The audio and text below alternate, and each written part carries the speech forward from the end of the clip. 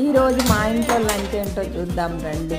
మా ఇంట్లో ఈరోజు బీనీస్ కూర, పెసరపప్పు వేసి బచ్చల కూర. పొద్దున్న షార్ట్ ఎవరన్నా చూడని వాళ్ళు ఉంటే చూసేసేయండి. బచ్చల కూర కోసి కడిగి పెట్టుకున్నాను. చింతకాయ వేసి చేస్తే బాగుంటుంది టమాటా కండి.